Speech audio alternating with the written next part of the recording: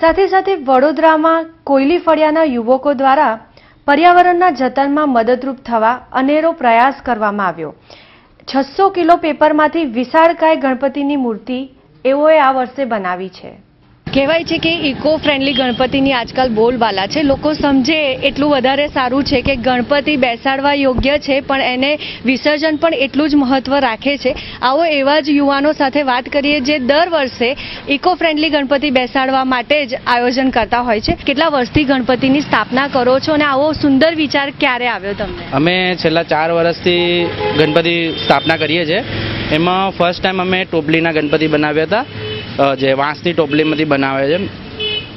એના પછી અમે લોકોએ વાજિંત્રા, જે ઇન્સ્ટ્રુમેન્ટ, મ્યુઝિકલ ઇન્સ્ટ્રુમેન્ટ આવે, ઢોલ, તબલા, એમાંથી ગણપતિ બનાવ્યા હતા। અને થર્ડ ગણપતિ અમારા માટીના ઇકો ફ્રેન્ડલી ગણપતિ। અને આ વર્ષે જે પીઓપીની આટલું બધું જાહેરનામું ને બધું જે નીકળી રહ્યું છે, તો સ્વાભાવિક છે કે આપણે બી આપણા સુંદર શહેર, જે સંસ્કારી નગરી કહેવાય છે, એની કલા નગરીનું થોડું માન જાળવીએ। એ રીતે અમે જાણ્યું કે ઇકો ફ્રેન્ડલી માટી સાથે સાથે આપણે પેપરમાંથી બી ગણપતિ બની શકે છે। તો અમે અમારા મિત્રો છે 25 જણનું અમારું ગ્રુપ છે, એમાંથી અમે લોકો બિઝી શેડ્યુલમાંથી, અમે બધા નોકરિયાત અને બધા સ્ટડી કરે છે, એમાં બધા બીજું શેડ્યુલમાંથી અમે લોકોએ ટાઈમ કાઢ્યો અને આ ગણપતિ બનાવવા અમે 1 મહિનો લાગ્યો છે। અને એટલા માટે અમે કે આ વિચારીને બનાવ્યું કે આપણે જો વિસર્જન કરીએ તો આપણા જે પાણીજન્ય જે જીવજંતુઓ છે એને કોઈ નુકસાન નથી। અને આ બહુ આમાં કેટલા પેપરનો ઉપયોગ થયો? આમાં ટોટલ જોવા જઈએ તો 2,60,000 સમથિંગ, આમ 600 કિલો પેપર અમારા વપરાયા છે, એટલે 2,60,000 જેવા ન્યૂઝપેપર વપરાયા છે। અને આની અંદર સૂતળી, પછી એક ટેકા માટે ખાલી અમે પાઇપનો ઉપયોગ કરેલો છે, અને સૂતળી, ફેવિકોલ અને પેપર, બસ આના થ્રુ જ અમે ગણપતિ બનાવ્યા છે। અને આના અમે મૂર્તિ એટલી સસ્તી પણ પડી છે, એટલે અમે સંદેશ આપવા માંગીએ છીએ કે ઇકો ફ્રેન્ડલી આપણે આપણું શહેર સુંદર રાખવા માટે અને સુંદરતા જાળવવા માટે આપણે પણ થોડું ધ્યાન આપવું જોઈએ।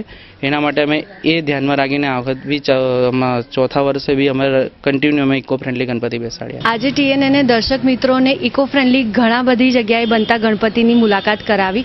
દાંડિયા બજાર વિસ્તારના ગણપતિ છેલ્લા 15 વર્ષથી એ લોકો ફક્ત માટીના જ ગણપતિ બનાવે છે અને સ્પેશિયલી પનવેલથી મંગાવે છે કે જ્યાં 365 દિવસ ગણપતિ દાદાની જ મૂર્તિઓ બનાવવામાં આવે છે।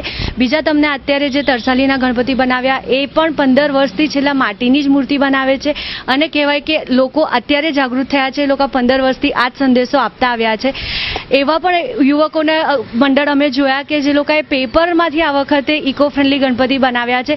તો દર્શક મિત્રો, તમે પણ ચોક્કસથી એવો આગ્રહ રાખો કે જો ખરેખર મૂર્તિ ના ખરીદી હોય તો માટીના જ ગણપતિની મૂર્તિ લાવો।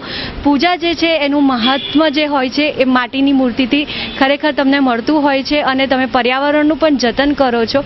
તો આ સંદેશા સાથે ફરી વખત ગણપતિની મૂર્તિના તમને દર્શન કરાવતા રહીશું અને નવી સ્ટોરી સાથે ફરીથી મળતા રહીશું। કેમેરા પર્સન પ્રતિક રાઠોડ સાથે નમ્રતા, TNN।